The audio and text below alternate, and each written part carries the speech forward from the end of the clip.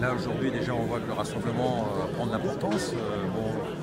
Sur le département on a trois autres rassemblements.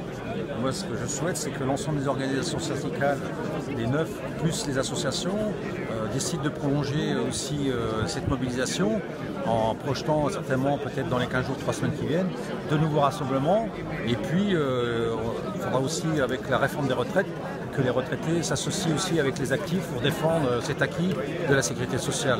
Je crois que c'est aussi ça les enjeux et puis tous ensemble, retraités, actifs, et y compris les jeunes, les étudiants, aller vers un mouvement social qui prenne de l'ampleur.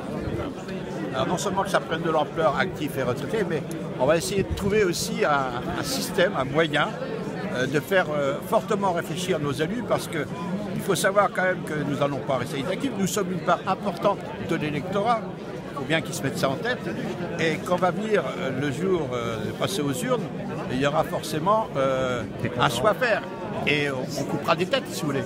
Hein, on peut élire des gens, mais il faut qu'ils soient quand même représentatifs de la population qui les a élus et qu'ils marchent dans notre sens. On va encore faire des mouvements, comme l'a dit Philippe, c'est-à-dire des rassemblements avec les actifs, avec les retraités, mais il faut qu'on trouve un système, je ne sais pas lequel. On fera peut-être un jour la tournée des EHPAD de façon à bloquer des services pendant un moment. Je ne doute pas qu'un jour on reprendra des choses qui ont été faites dans le temps. Nous sommes devant une préfecture qui est fermée pour l'heure.